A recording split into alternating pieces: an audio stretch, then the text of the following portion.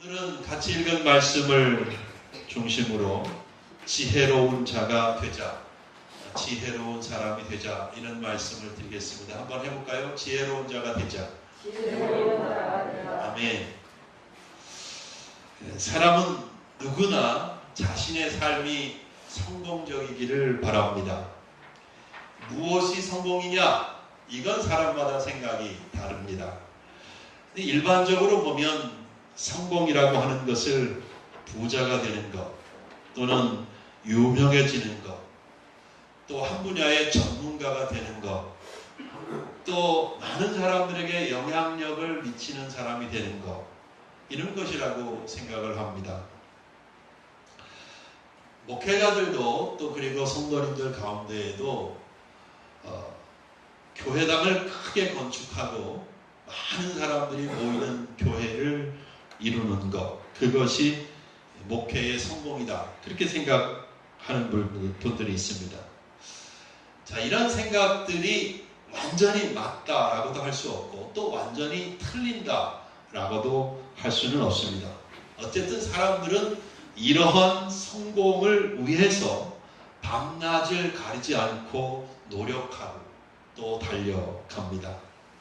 그러나 모든 사람들이 이런 성공을 거두지는 못하지요. 또한 성공한 것처럼 보이기는 하는데 어느 한순간에 그 모든 인생이 무너져 내리는 경우도 많습니다. 최근에 제가 접한 충격적인 뉴스 가운데 하나는 전 김포시 의회 의장이었던 유승현 씨입니다. 그는 골프채와 주먹으로 자신의 아내를 때려서 숨지게 했습니다. 이 뉴스를 접한 모든 사람들이 큰 충격을 받았을 것입니다. 유승현 전 김포시 의회 의장은 국회의원 출마를 위해서 당내에서 경선을 위해서 연설을 할 때 자신의 아내의 헌신에 대해서 감사를 표한 적이 있습니다. 또 다른 자리에서 폭력은 어떤 경우에도 정당화될 수 없다고 말한 적도 있습니다. 그러나 유승현 전 의장은 자기 아내에게 끔찍한 폭행을 저질렀고 마침내 죽음에 이르게까지 했습니다. 경찰은 처음에 그를 상해치사형으로 구속했다고 합니다. 그러나 그의 전화기에서 살인에 관련된 검색을 한 정황이 드러나서 경찰은 그에게 살인죄를 적용해서 검찰에 송치했다고 합니다. 유승현 씨는 국회의원 출마도 하려고 했던 점으로 미루어 볼 때 정치적 야망이 있었던 사람이에요.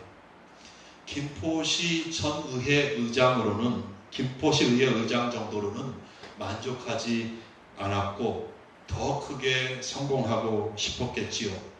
더 강한 권력을 갖고 싶어 했습니다. 그러나 그의 인생은 온 나라의 뉴스거리가 되고 우당탕탕 큰 소리를 내면서 무너져 내렸습니다. 여러분, 많은 사람들의 인생이 무너집니다. 미투운동이 한창 일어나고 있었을 때 우리 사회 각계각층의 유력 인사들의 인생이 요란한 소리를 내면서 무너져 내렸습니다. 그들은 자신들의 욕망만 쫓았습니다. 그들은 그들의 인생을 잡아줄 그 무엇인가가 없었습니다. 그들의 삶을 견고하게 지탱해 줄 수 있는 것이 없었습니다. 본문은 예수님이 친히 하신 말씀인데요, 당시와 마찬가지로 우리에게도 인생에 대해서 말씀해주고 계십니다. 즉, 우리 인생이 무너지지 않기 위해서 가장 중요한 것이 무엇인지 말씀해 주시고 계십니다.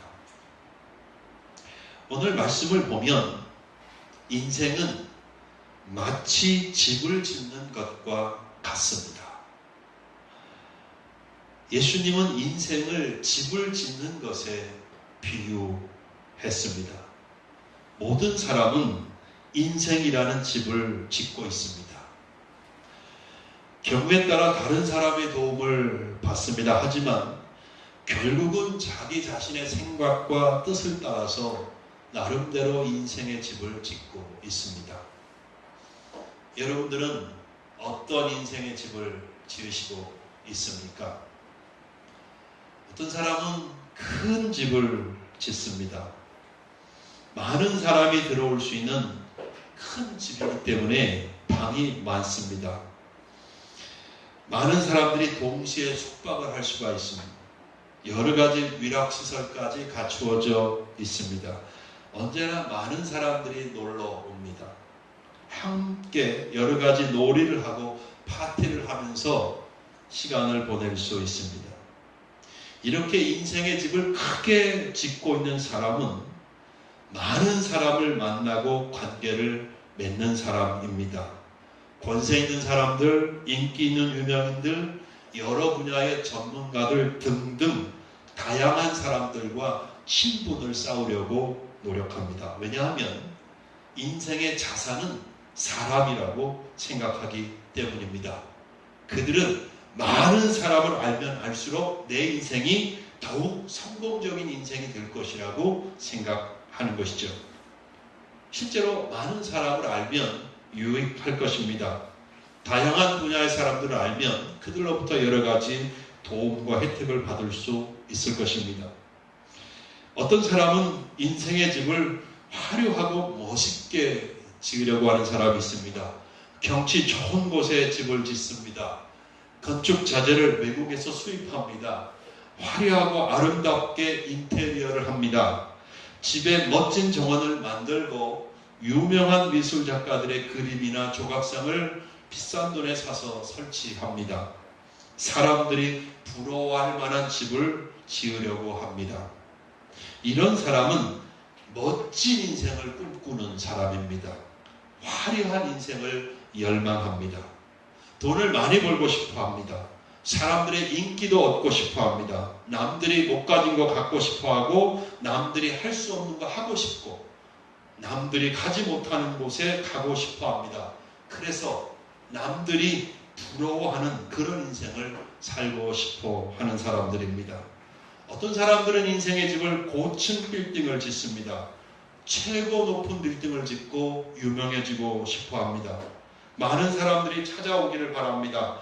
그리고 그 빌딩 안에 들어오는 수많은 사람들에게 은혜를 베풀 수도 있고 또 그들을 지배할 수도 있지만 그들 위에 군림하고 영향력 있는 사람이 되려고 합니다. 이런 인생의 집을 짓고 있는 사람들은 권력을 가진 사람이 되기를 원하는 사람들입니다. 점점 높은 사람이 되고 싶어 하지요. 점점 크고 강한 힘을 갖고 싶어 합니다.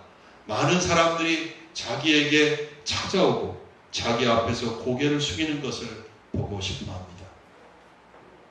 여러분, 다 좋습니다. 어떤 인생의 집을 짓든지 다 좋습니다. 크고 넓은 집을 짓는 거 얼마나 좋습니까? 멋진 화려한 인생의 집을 짓는 거 얼마나 좋습니까? 인생의 멋진 빌딩을 건축하는 거 너무 훌륭한 일이죠. 그러나 가장 중요한 것을 놓치지 않아야 합니다. 그것은 집의 주추를 어디에 어떻게 놓느냐 하는 것이죠.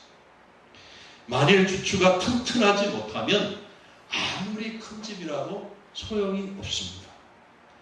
화려하고 멋진 집이라도 쓸모가 없습니다. 큰 빌딩이었다고요? 그러면 더더욱 위험합니다. 왜요? 집의 기초가 튼튼하지 못하면 언젠가는 와장창 우르쾅쾅 무너져 버릴 수 있기 때문입니다. 크고 높을수록 무너지는 소리가 요란할 수밖에 없지요. 왜 그럴까요? 왜 주초를 놓는 것이 중요할까요? 오늘 예수님 말씀을 보면 인생은 반드시 폭풍우를 만나게 되어 있습니다. 그래서 그래요. 예수님이 말씀하셨잖아요. 비가 내리고 또 뭐가 나요? 창수가 나고 바람이 불어 그 집에 부딪히되 25절과 27절에 말씀하셨습니다. 어느 누구에게나 이런 때가 찾아옵니다. 어느 인생이든지 위기의 때가 찾아오기 마련입니다. 큰 집이든지 멋지고 화려한 집이든지 혹은 높은 빌딩이든지 비가 오면 비를 맞아야 되고 창수가 나면 그 창수를 견뎌야 하고 강풍이 불면 그 강풍을 맞을 수밖에 없는 것이죠. 여러분 마찬가지로 부자가 되든지 권력을 잡든지 영향력 있는 사람이 되든지 그 인생에 죄의 비가 내리고 고난의 창수가 찾아오고 시험에 강한 바람이 불어오는 때가 있습니다. 그것들이 와서 나의 삶을 삼켜버릴 것 같은 때가 반드시 누구의 인생에게든지 찾아온다는 말씀입니다. 성경 속의 인물들에게도 그런 일들이 일어났고 교회사를 봐도 그렇고요.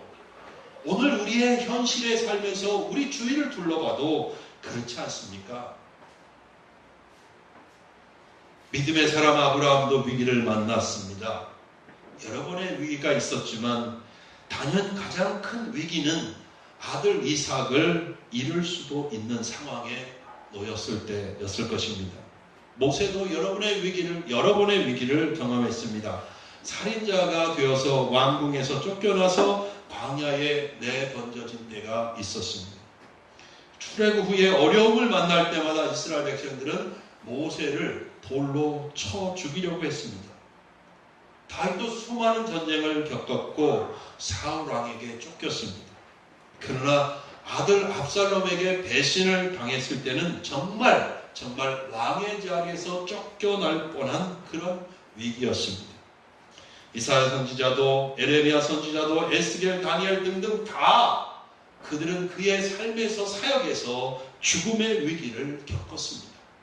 베드로도요 감옥에서 죽을 뻔했습니다. 바울도 선교여행을 하면서 수없이 많은 매를 맞았고 죽음을 당할 뻔한 적이 한두 번이 아니었습니다. 종교개혁자 마틴 루터는 처음으로 종교개혁에 불씨를 붙였을 때 로마 카톨릭으로부터 죽음의 위협을 당했습니다. 사랑의 원자탄이라는 별명을 가진 손양원 목사님도 생때 같은 두 아들을 여수 순천 반란 사건 때 한꺼번에 잃어버렸습니다. 저도 목회의 큰 회오리 바람을 만난 적이 있습니다.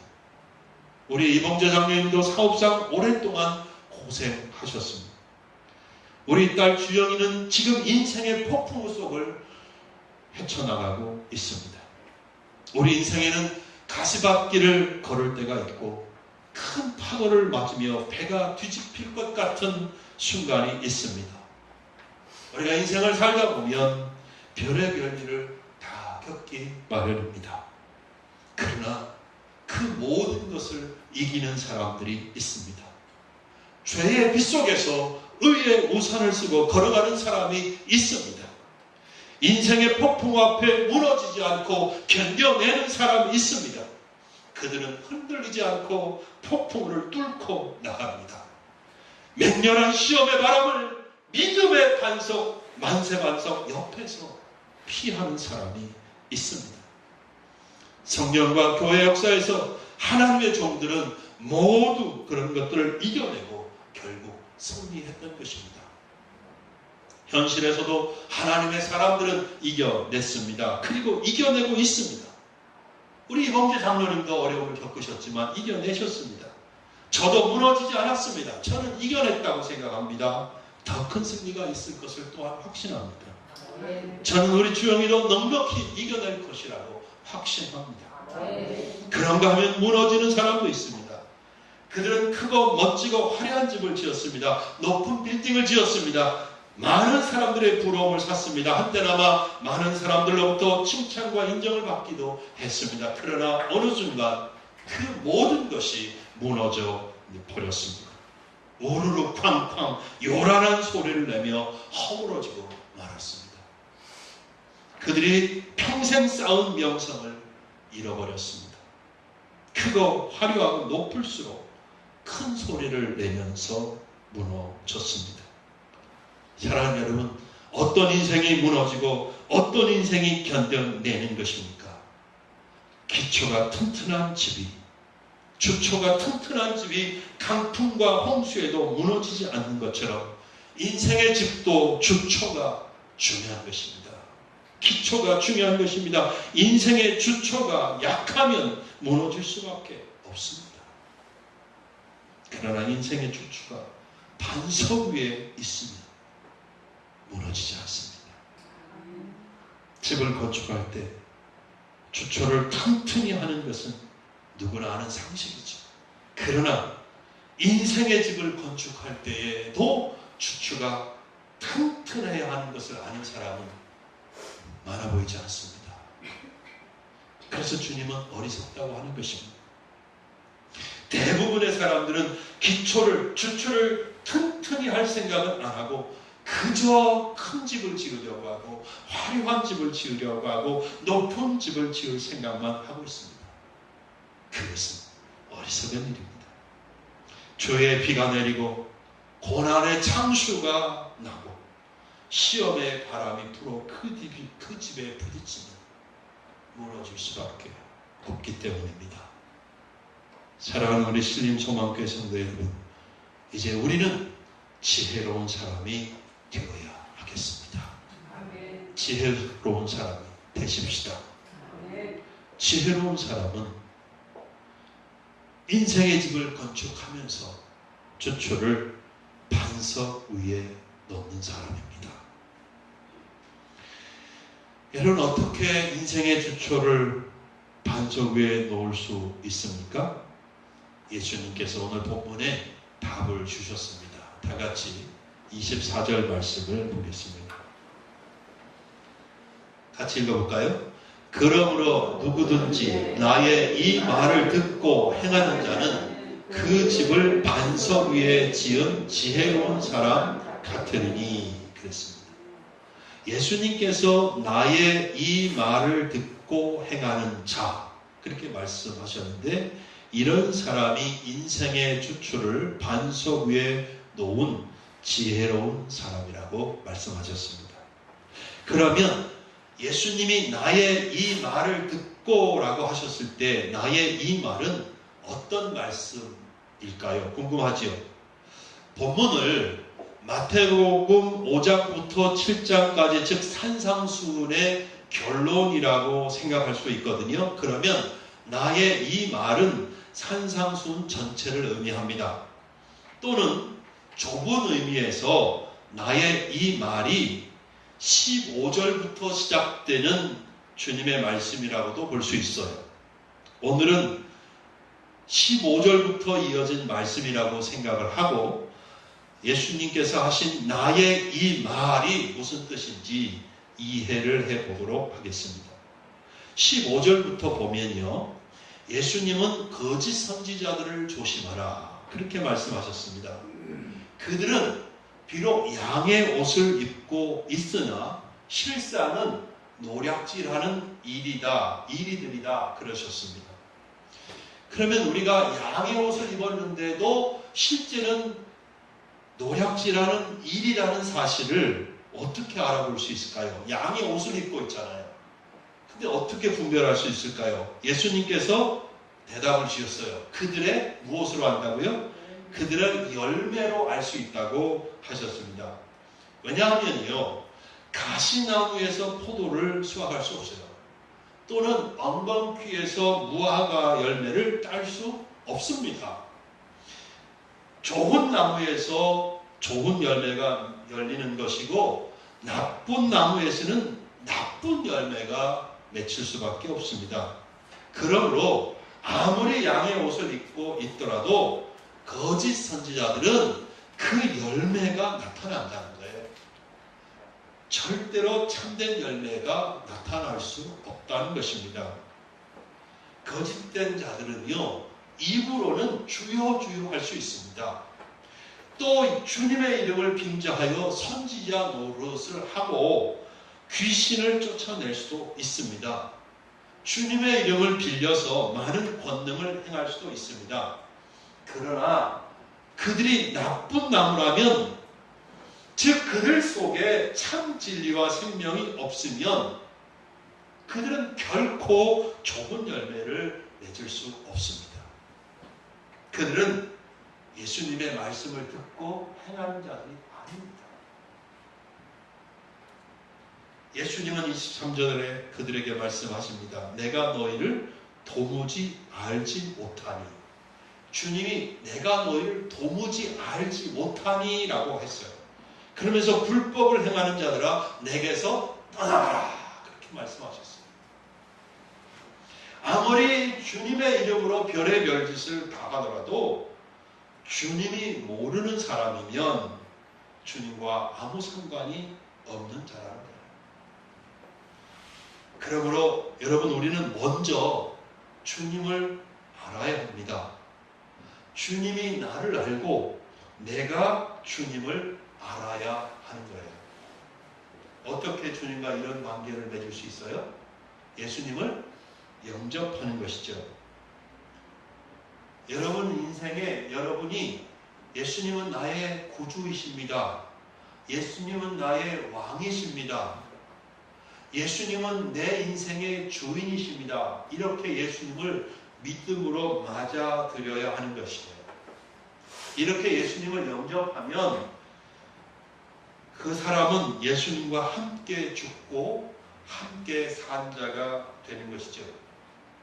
그는 예수님과 하나로 연합되어집니다.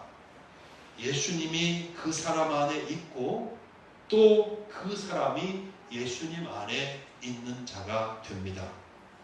그러면 갈라디아서 2장 20절 말씀대로 되는 거예요. 내가 그리스도와 함께 십자가에 못 박혔나니 그런즉 이제 내가 육체 가운데 사는 것은 나를 사랑하사 나를 위하여 자기 자신을 버리신 하나님의 아들을 믿는 믿음 안에서 사는 것이다.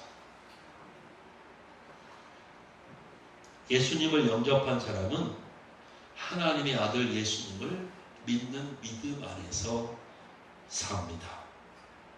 이런 사람이 좋은 나무라는 거예요. 좋은 나무이기 때문에 이런 사람이 좋은 열매를 맺는다는 거예요. 그래서 이런 사람에게는, 거짓 선지자에게는 없는 하나님이 기뻐하시는 열매가 나타난다는 것이죠. 즉 이런 사람에게는 사랑이 있습니다. 그의 삶을 살펴보면 기쁨이 넘친다는 거죠. 여러분 기쁨이 넘치십니까? 또 모든 사람과 화평하게 잘 지냅니다. 또 고난이 오고 어려운 일을 만나도 오래 참을 줄 알아요. 이게 열매예요. 믿음 있는 사람의 열매예요. 또 긍휼의 마음이 있고요. 항상 선한 마음으로 가득 차 있습니다.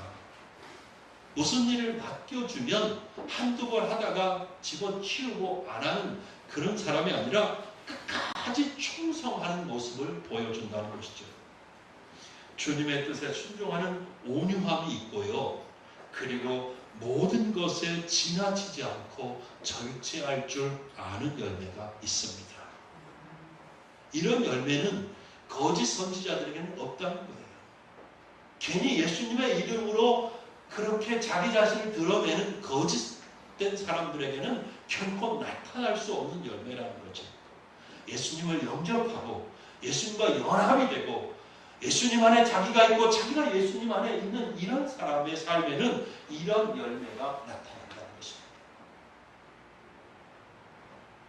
그래서 삶에서 이렇게 좋은 열매를 맺는 사람은 예수님의 말씀을 억지로 하지 않습니다. 억지로 지키려고 하고 부득이함으로 행하려고 하지 않습니다.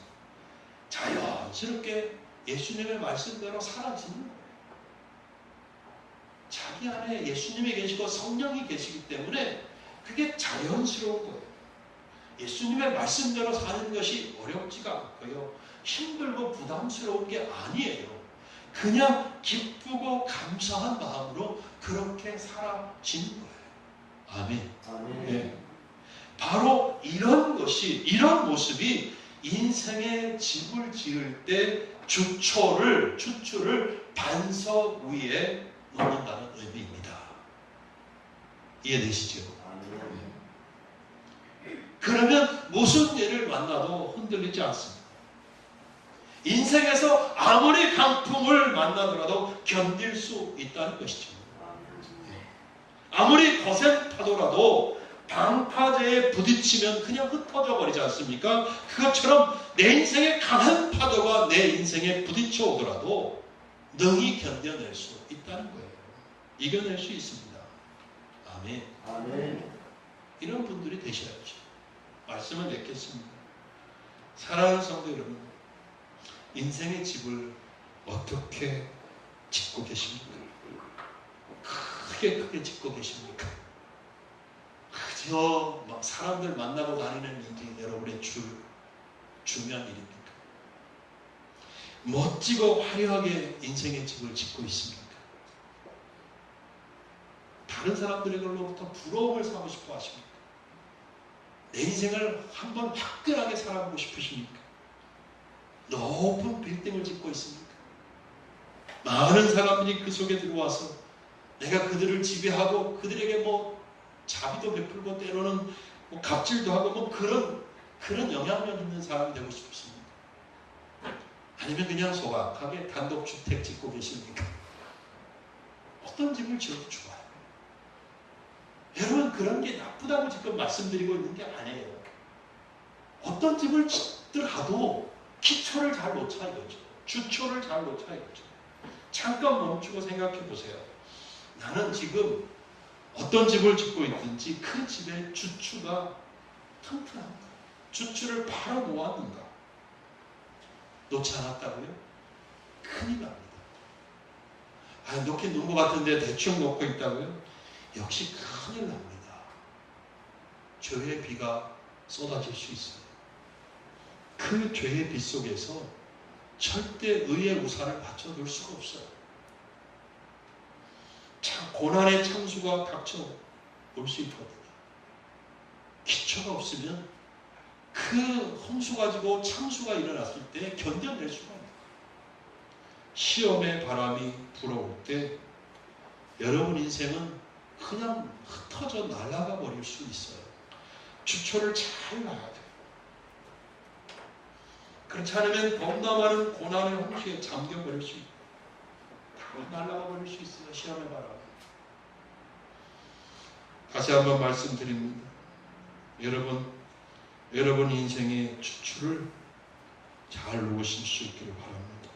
어떻게 해요? 먼저 예수님과 하나가 되는 거예요. 어떻게 하나가 돼요? 예수님을 영접하는 거예요. 예수님께 무릎 꿇고 고백하는 거예요. 뭐가 어려워요? 예수님, 내가 마음을 열고 당신을 나의 마음에 모셔드리겠습니다. 이제부터 예수님, 당신은 나의 인생의 주인입니다. 나의 왕이십니다. 내 주인이 되셔서 나를 다스려 주십시오. 내가 이제 당신을 주로 섬기고 순종하면서 살겠습니다. 그렇게 영접해 드리는 거예요. 그리고 예수님의 말씀을 들으면서 그분과 함께 사는 거예요. 뭐가 어려워요? 이거 없이 사는 게 훨씬 힘들 것 같아요. 나는 예수 안 믿고 사는 사람 어떻게 사나 싶어요. 그 인생의 수많은 비, 홍수 쏟아지고 고난에 닥쳐오고 시험의 바람이 불고 이걸 다 어떻게 다 견뎌나가는지 모르겠어요. 저는 예수 안 믿으면 이겨낼 재간이 없어요. 예수님 믿고 예수님 그 만세반석 안에 들어가서 그 강한 바람을 피하고 비를 피하고 고난을 피하는 게 훨씬 쉬운 거잖아요. 그게 인생의 주추를 튼튼하게 놓는 거라고 주님이 말씀하시잖아요. 여러분 그렇게 되실 수 있기를, 그런 삶을 살 수 있기를 예수님의 이름으로 축원합니다. 그러면 여러분의 인생의 집은 튼튼하게 지어질 수 있어요. 크게 짓든지 화려하고 멋지게 짓든지 높은 빌딩을 짓든지 잘 견뎌낼 수 있고 여러분의 인생이 하나님 앞에 하나님을 기쁘게 하는 인생이 될 수 있어요. 또 행복하고 평안을 누리는 그런 삶을 살게 하실 거예요. 말씀을 맺겠습니다. 인생의 주추를 반석 위에 놓는 지혜로운 우리 신림소망교회 성도님들이 되시길 주님의 이름으로 축복합니다. 기도하겠습니다.